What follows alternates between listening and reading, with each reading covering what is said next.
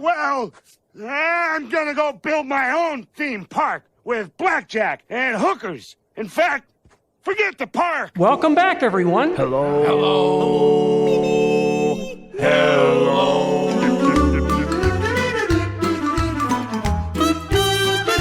We just sat on a plane for 3 hours to come to Florida, God's waiting room. I'm drinking rum. It's Rum and Nerdy. I'm drinking rum. The time has come. I'm drinking rum. So grab a glass, some ice, your bottle, 'cause we're about to drink some rum. From the IAAPA show floor, we give you This Week in Florida. I'm drinking rum. Here's Greg and Garrick. Hey everybody, welcome to Rum and Nerdy. I'm Greg. And I'm Garrick. And this is episode 5.44.5. I got it right 40% of the time this week, so that's fun. Anyway, we're at Extreme Legacy. Some of you might know there was Extreme Engineering before, but we're with Phil. How are you guys? You should talk into the Can you hear microphone. me? Oh, sorry. Yeah. I'm used to talking away, not up close. Yeah, these if you talk like this, we're Then all you'll going to hear sound me. the same. Yes. Well, thank you for having me, guys. This is fun, and Thanks for hosting. It's nice to sit down over a beer with some friends and sit in the corner and hide a little bit, because these shows can be very mind-numbing. So when you guys said, "Hey, can I do a podcast and just have some fun and talk about the industry?" I was like, "Sign me up, please. I don't want to talk about product for the next 8 hours today." So well, and this is the first time we've ever done a Friday show. Oh, or it's fifth day of the show. Fifth day of the show, because he said it was Friday, and I'm like, sweet. Yeah. Yeah. Normally we just do Monday through Thursday, but this is our fifth year doing live episodes from IAAPA. So You have been really mean keeping me after the show floor in the middle of an empty warehouse doing this, so I appreciate you not doing that on Saturday. Oh yeah, no, we like to be here for strike. It's all part of the and it's like, realistically, we are really, no kidding, we are really recording on Friday morning. This is absolutely Friday morning. Yeah, believe us. And it's 10 a.m. and we're drinking beer, so stop judging. Yeah, and I'm 3 hours ahead, or behind, actually. So. Oh yeah, because you're California. Oh. Breakfast. So for those that don't know, what is Extreme Legacy? Well, let's talk more about how I came a part of Extreme Legacy and kind of how that all happened. But my first time in the industry was at the age of 15. Ooh. And so in 1995, I got my first taste of the amusement industry, and it was purely by accident. My father and I were rock climbers, and we liked to rock climb for fun, and we met a friend through church, and he also was a climber, and he had this crazy idea of like, hey, let's bring rock climbing on a trailer, and we could set it up and bring it to people. And we thought that was like the craziest thing. And then my dad, of course, by trade, he's an aeronautical mechanical engineer. Yeah. And he said, yeah, I can design and develop that. I mean, a lot of us are. I mean, no, we're not. I made that up. Yeah. And so he builds this climbing wall, and we ended up at a outdoor retail show, not IAAPA, and we got booted to the parking lot. And because they laughed us out of the trade show thinking we were crazy. And we set up in the parking lot, and my dad sold his very first climbing wall in 1995, and they go to write him a check, and they're like, who do I write it out to? And he, on the fly, just came up with the name Extreme Engineering. So it wasn't like this strategy meeting of branding and company names. It just flew off the tongue. And then 34 years later, now Extreme Legacy. So my dad's still very well in the industry. Mm-hmm. He owns his own shade business. And then we are selling all of the legacy products that were developed over the years that he owns the rights to. And so that's Extreme Legacy. And gotcha. And I've been helping out with the team at Legacy, and of course just with all the institutional knowledge of knowing those products and coasters and attractions, it's been quite easy, obviously, to pitch my father's stuff that I'm passionate about, but also just passionate in general, the industry. So I made so many great friends. You and I, Greg, made great connections in Vegas about food. IAAPA honors. Honors, yeah. And that's kind of who we are as a company. we're a company we're in the people business, and we're problem solvers. That's how I explain what we do. Yeah. Instead of going, here's my 19 widgets and this. No, we just connect with people, try to understand the problem, identify what that is, and solve it together. And that's kind of what engineering is about. So we're on the technical problem solving, and you understand that, absolutely, Garrett. yeah. And it's great because we get to co-create and invent forward. That's our tagline, invent forward at Extreme like Legacy. Yeah. And That's cool. So a big portion of what we do is custom design and fabrication. And then we have family coasters and a wide range of adventure attractions. And it keeps us dynamic. We get to offer a lot of product, a lot of service, and get to grow where we're needed. And it's been really exciting. I've done that, like I said, for 34 years now. So I'm 45 now. And I'll tell you what, guys, I am done with the late suites up in the hotel rooms, the Jim Pattison suite and Jim Shea suite up at the top of the Hyatt, or the late bar ventures. I went to bed for the first time on my trade show career at 9:30. I went to the lobby, ordered a beer, brought it to the room, ate leftover pizza, and I laid there and I was like, man, I'm feeling guilty. But you know what? It felt great. Yeah. So I'm going to start doing that more often. We were talking earlier, and Speaking of sleep, have you heard of not sleep?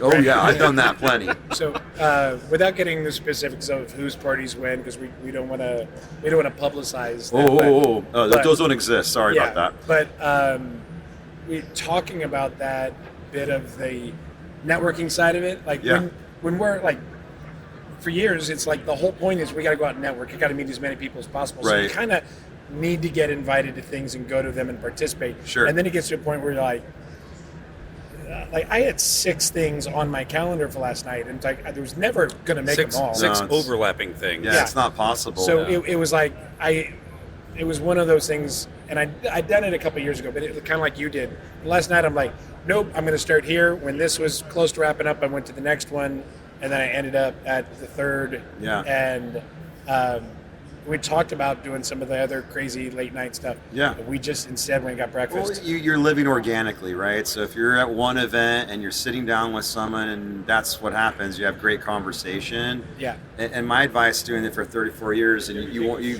get kind of like the FOMO of, oh no, I didn't go to that party, I didn't go to that one. But if you're in the middle of a conversation and it's something that's life-changing for you, or it's going so well, and you're like, I'm going to connect with this person to be a great friend, I think, or there's a bigger purpose of this conversation than just talking shop. Yeah. My advice is stay. Oh, yeah. Don't ever leave, and don't worry about missing out on the next one, because you never know where that goes. And I'll tell you, I've had the funkiest parties ever, and I meet the greatest people on the planet, and then now we're friends for decades, and we help each other out, not just about work, but life. And if I need him for anything, I can call him, and he'll call me back, and he's there to mentor me on a personal level, or give me work advice. Those things are what bring me to IAAPA, guys. To be honest, it's totally true. And I think our friendship started at IAAPA. Yeah, we met right over here. Oh, no kidding. And later the night that Shane Grammer, who used to, Shane Grammer. Oh yeah. Yeah, Shane introduced us. They had talked, and then that night I had gone to a place that doesn't exist anymore, Adobe Gila's at Point Orlando. Oh, you're really old. Mexican place, yeah. And Garrick comes walking by because the TEA international mixer was there at Fatfish Blue. It was a lot smaller back then. And me, like, the way I am, I'm like, cool. A waitress comes by and says, just get me a bucket of beers, because somebody's going to walk by and need a beer. So just give me a bucket of beers. Yeah. And Garrick walked by, and that was 9 years ago, I think, or something, 9 or 10 years ago. But the same thing like you and I. We sit down at a bar and we had a picklebacks, and we start talking about feeding people and family. Feeding like creates like culture, right? And it brings back. There's something about food that just brings back core memories, whether it was you cooking with your parents or you're sharing your culture. Like, so I'm Brazilian, so anytime I eat Brazilian food, I feel like I'm really close with my culture, or it reminds me of being in Brazil with my grandfather, and just brings back memories to a point that sometimes you forget, but they're really still there. There's just core memories, but what stimulates it is food. Yeah. And I was telling Greg, that we identified about food And then I find out he does this amazing, I feel bad every time he has this amazing barbecue that he does before we have to go to IAAPA.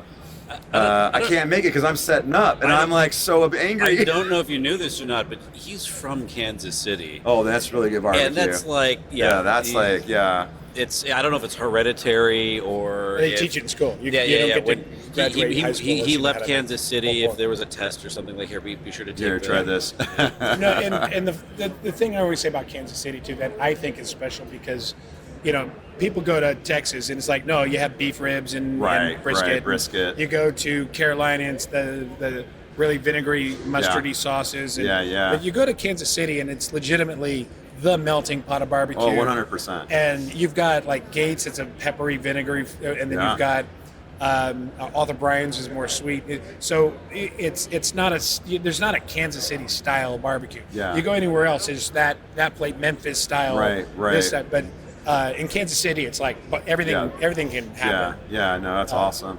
Yeah, I wish we had that in California. We have barbecue, but it's a mimic of Kansas City or Texan barbecue. Yeah. Or it's deep fried tofu. Those are your options with us in California. So. And you.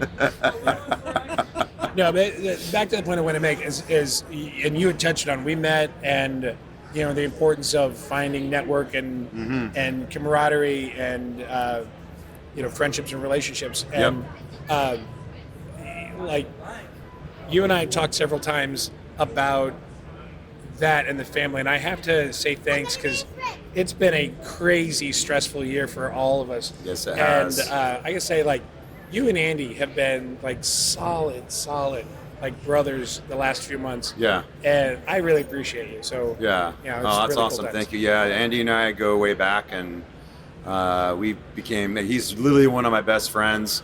And then when he comes into my house to stay, my wife's like, oh no. And we're like living like our youth again. Like, and sometimes we're living our youth too much with staying up playing video games and have too many beers or going to too many breweries. But, we need that. We need those guys in our lives. Doesn't sound like and girls as well, And so, in fact, Andy and I go everywhere together to the point people are like, where's Phil or where's Andy? So West Coast Greg and Garrick. It is West Coast Greg and Garrick. There we go. And we had somebody else, some of our West Coast Canadian friends wanted to do a spin-off that was, it's funny that they were calling Bourbon and Beards, but it was Bourbon and Nerdy.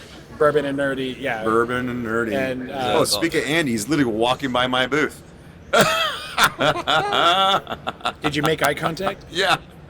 Oh, no, we waved. He's taking a photo of us. You just came up on our podcast, Andy. It's the power of thought. We were talking about you. Yeah, so literally. And we're talking to you in the future. That's what's hilarious about this. One day. We've decided that you two are West Coast Greg and Garrick. Yes. Which one's which, though? I kind of feel like yeah. You're a little more Greg, I'm a little more Garrick. What are you trying to say? Which one of you is the better cook? I've you never drinks eaten more? Andy's food, thank God. So I don't know. How's this? Yeah. You and I like to feed people, and neither of them have a soul. Yeah, but he doesn't eat. Hey! We are more like Yeah. Anyway, you having a good show? having a great show. I thought this show was fantastic so far. A lot of people I've talked to have been like, this is like pre-COVID days, to be honest. Mm-hmm. Yeah, it's super huge energy. A lot of rumors like next year, they're splitting it up and it's more real estate. No, it's not a rumor. It's true. I That's just insane. got off of the North American Advisory Board meeting, and we just announced the West Concourse is in fact happening. There's 200 exhibitors that are on the wait list. So yeah, they've been wanting to get here and exhibit, and there's just not enough space, and we're just growing. So when you're growing at that rate, that means the industry's got more opportunity, more buyers. Yeah. Clearly they're investing in the floor because there's things to sell and new parks being built and new opportunities to look forward to. And in the West Concourse, it's going to be all the ride suppliers is kind of the plan. Oh. And making us kind of the anchor over there. And then that allows more main aisle space for everyone. Everyone's feeling concerned about, oh my God, we're splitting it up, and how are we going to navigate all this and walking? But honestly, Signage. We have to have it, and signage, and tuk-tuks, something. But IAAPA's smart. They'll get a bunch of buses and signs and make it. And they're already talking about live music between the concourses. Yeah, feels like the two concourses need some kind of a ride vehicle. They're actually already talking about something like that. I'm trying to pitch something. So. I was going to say if only we knew an industry that was good at making ride delivery systems. I know, conveyances and transportation. I know, that's terrible. Like ways to queue or in. So back to the friendship thing and the co-creation. Mr. Warren Kong, him and I spoke, and we thought, wouldn't it be cool? Been on the show many times. Yeah, wouldn't it be cool if we got a party bus? And we had it, vinyl wrap, light switch, extreme. Maybe we get Andy's ASV, and any of you guys will get EXP. And we have a bunch of us on it. Some of us that represent each company are on the bus, and we do free shuttle service back and forth. And it's our advertisement. We give VIP treatment to the guests. They can have a beer. I see a Rum Wouldn't that be cool? Yeah, we can see a Rum Nerdy Podcast studio in like the back row with speakers inside and outside, making everybody listen to our stupid ass. We've done the Ho Ho Home Bar tour, where they rent a big bus and they take you from home bar to home bar. Yes. And we were rum sponsors for the bus. Oh, that's awesome. And So I think we're gonna all have creative ways to get people to each side. Yeah. I'm not worried. It is a 7-minute walk. I did time it because I was, this is going to be terrible, and I did it myself. That's only if you're not interrupted. So when you walk on the floor, hey, if you doesn't happen. So worst case, probably a 15-minute walk. I mean, it's not bad. No, not bad at all. And I mean, we're already going between Point Orlando, the Hyatt, the Convention Center, the Hilton. I mean, and honestly, like the trade show is one component of IAAPA, right? We just mentioned the networking events, the parties, the friends, the catch up over dinner. That's probably more important than in the booth. Now, of course, you're in the booth to finalize contracts and all that, but those are typically appointments. And then those who are coming in to do, lead generation on new opportunities, you usually have a staff member that does that, and that's fine. So as long as you strategize for that and you realize IAAPA's the anchor but not the purpose, the trade show then you are going to have a very successful IAAPA experience. Well, and you see it in a lot of the booths. It's what's in your booth. Well, we have some signage in the back and a table, because you need meeting space. Right. And so many people. That's the, hey, I just need a place where I can sit and talk. Right. It was one of those things. Doing a booth and all the signage, it can get quite expensive. You've got a 10 or no, this is a 20 by 20. And we one of the, I don't want to like call them out, but we're like one of the companies that I had worked with previously. We'd actually talked about just getting a table and chairs, no signage, do nothing, just so we had a place to sit, to have meetings. And so just two guys in a chair, and then people walking by, like, what do you guys do? We wouldn't man it. We would use it because like you get so many tickets with your booth and everything. Or like we were looking at just doing it. It's one of those things. Like if you do it, you got to do it right. Like you did it right. You got the signage, video, and all that. We were like, instead of spending all that money, we'll just do a table so we have a place. I think it'd be hilarious if your company for that booth was two guys in a chair, and that was all it said behind you.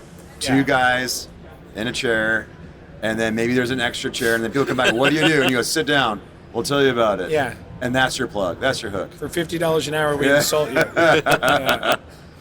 That shirt looks awful. We call that a beard. That's not a beard. It's a beard. It's a bad beard. I'm terrible at insults. Wouldn't it be funny if it was just you guys were just hecklers on the aisle, just walking by? Perfect. The roast booth. Yeah, what do you the roast? booth. You do. Oh, that Sit would be down. good. What are you, a carny? Yeah. Small hands smell of cabbage. Oh yes, yes. Fantastic. Speaking of carnies, we don't have many of those here. We have we get all walks of life on the floor, but I would say we're at a professional level in the industry. I mean, we do have all different type of products, different customers, but you don't. It's when people talk about IAAPA, you say amusement parks. Some people think, world-class attractions. Other people think of the nightmares they had at the county fair with a neck tattoo guy trying to give you rings to throw into a little bowl that he sprays with spam or a Pam or whatever, and then you don't get it in there to get your goldfish that dies in 2 weeks. So there's those too. So you've been hurt. I've been very hurt. I lost Max at 2 weeks. Truthfully, I had one of those goldfish, and it didn't die. It grew. It grew big. ended up being like a wasn't 10-pound mega fish. Oh, that wasn't a goldfish, bro. I think they gave me a koi or something. It was huge. Yeah. He was very bitey. I didn't know goldfish had teeth. What did he taste like when you were? He just sat there. Boom. You didn't. I mean, you had to cook him up after he got big enough. No. Okay. That's terrible and on brand. So, have you walked at all? That's the question I get. Oh, have you walked? Now it's late in the week. Oh no. So what's interesting is my team's great. So I made it very clear to them that look, the strategy this year is yes, we got to get traffic here to our booth, appointments in the booth, but I also need to go meet with clients off the show floor. Because a lot of times the conversations are a little more private. So you go sit in the exhibit hall where it's quiet and have a beer or coffee and talk about a contract or a project, or you get invited to their booth because you're working on the same thing and you're talking to the same client. And we weren't able to do that last year, so we would try to schedule it after the show, but then you got Thanksgiving and it's the holidays. So it's so critical to get that done while you're here because you don't have much time left at the end of the year. Yeah. So I've been able to do that. So I've been able to walk actually more than I was anticipating, and it's been great. So and I see a lot of new stuff. Usually when you do these shows for decades, it's just the same old stuff, and it's here. Yeah. And it's actually comforting to see the same old stuff because it's doing well. Otherwise, why would you keep bringing the same old stuff? And you're seeing a lot of new innovation. And I think Saudi is the excitement, right? Yeah. Everyone's focused on the new shiny region. Used to be Dubai, then it was Qatar, and it's still there, but now it's Riyadh, And we've talked about that, where it's a culture that doesn't drink alcohol, but they're preparing. They're preparing. I mean, it's a culture that wouldn't let women drive cars just 2 years ago, right? So it's getting very westernized to a point that it's catching up. Oh, absolutely. Yeah. So. I mean, Garrick had gone and stayed in a resort and had gotten the opportunity to go over and see SeaWorld, Abu Dhabi, and like the mocktails, everything else, they're trained. Everything's there. Right. It's right up to the point of delivery. Right. But they're ready for it. But they are really opening up to spending money. They're doing it right. Right. And it's funny, you look at it, and on the back side of it, the attendance isn't there yet, but they know it's going to happen. Well, it's kind of like Dubai built itself for the attendance to come. I just hope it doesn't turn into a Dubai situation where they anticipate strong attendance and let's be frank, right? It didn't happen, and so they built all these parks. And that's the other thing too is building parks doesn't mean people are just going to go. Yeah. There's got to be a strategy. There's got to be a reason. There's going to be more to just I have a theme park here. I'm going to put Six Flags, so come. Well, I think Saudi's doing it right because they're seeing the other parts of the Middle East who did it wrong, and they got some pretty strong, seasoned regional operators that know what to do right now.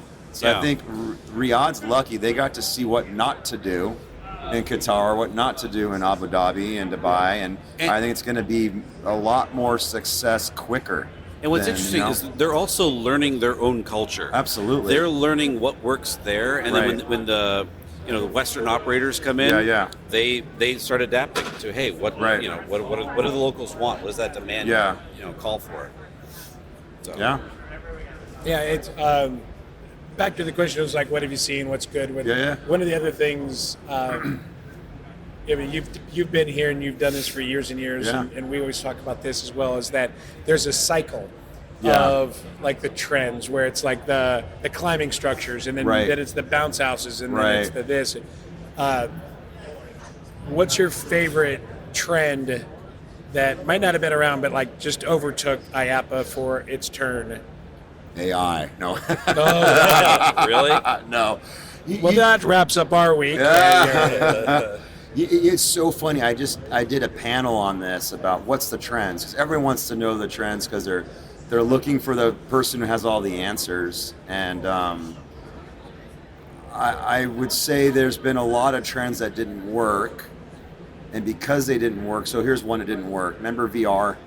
Yeah. And it was like it took off. Every roller coaster company had an Oculus or their own VR system in their booth.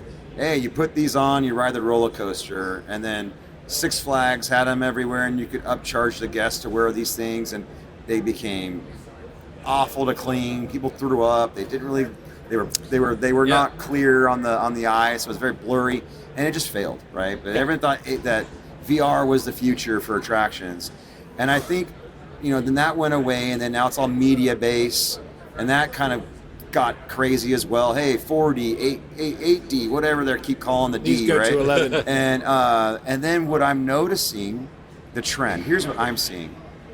I think what's going on is the nostalgia of us as kids. Yeah. The nostalgic rides, the rides that we remember that made us love amusement parks, are coming back so we can share them with our kids. But the technology today is being applied to the classics to make it a whole new twist and experience. And let me give you an example. So carousels, right? We all been on them. Yep. And if you go to Epic, at the Celestial Park section, that carousel, it's a carousel, but it doesn't just rotate in circles, it's going everywhere. So, ladies and gentlemen, I'm going to quickly introduce Rick Rothschild. Oh, I know. Hi, that. everybody. Good Hey, to Rick. see everybody. One of our favorite TEA masters. Yeah. Having a good time. I need to get my Dippin' Dots. Yeah, your booth is next to the Dippin' Dot line. So did you have to? I should have just partnered with Dippin' Dots and said, hey, anytime for a free cup of Dippin' Dots, you got to buy a roller coaster, something, At Dippin' Dots conveyance system. Right. But Can I get a Gatling gun that shoots dipping dots? Yeah, but on the classics, I think when we all go to Epic today, and those who listening in, if they've gone to Epic or plan to, they have a carousel, but it's not a carousel, right? Yeah. And you get on these, and I'm not going to blow it for those who haven't been on, but those who have, what it is, but it does such an entirely different experience based on technology, based on being immersive in that park. Yeah. So I think that's the trend. We're bringing back old classics and spinning them with technology.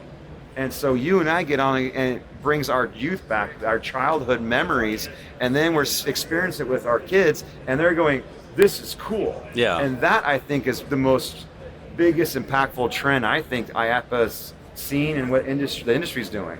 So.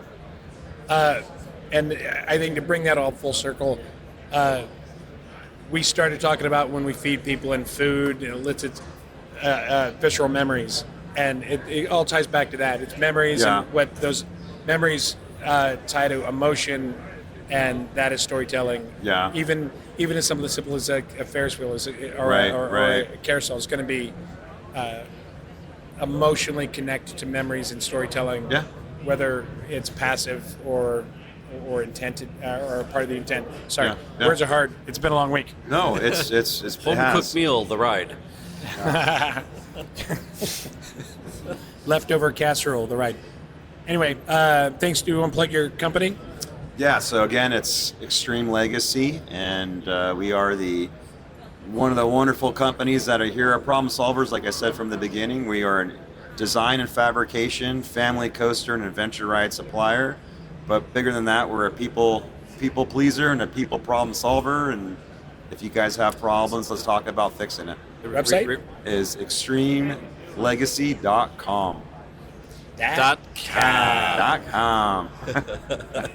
Awesome. Well, thanks. Appreciate you hosting us. Oh, you guys are great. Thanks for sitting in here. Thanks for the beer. And this is a cold brew stout, Sam Adams cold brew stout. This is delicious. Yeah, I mean, what's crazy? In California, you can't get the mix pack as often as you can on the East Coast for some reason. So every holiday they have these. That's because it's Sam Adams. They just kept getting bigger and bigger. They drink them as they move westward. Yeah. We just get the regular Sam Adams. Boring. Yeah. That's a lager. Anyway. All right, guys. So we'll do our stuff. Thank you, Dave Martin. DemoDavePro.com. Don't forget, you can check us out on our website, rumandnerdy.com. That's rumandnerdy.com. Social medias, we are at Rum and Nerdy, most platforms. And you can email us at show@rumandnerdy.com. Yeah, no, and so we need to make sure that you our guest ends the show, and we always end the show the same way. Stay nerdy, my friend. Couldn't be more than just 13. All I know, she looked good to me. Hot on her trail, wanna see where she walked. Into the arcade, y'all, too loud to talk. I'm gonna have this, honey, if she'll play a pinball game with me.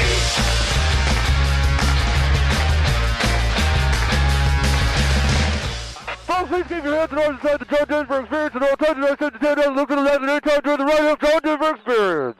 Have fun. What did he say?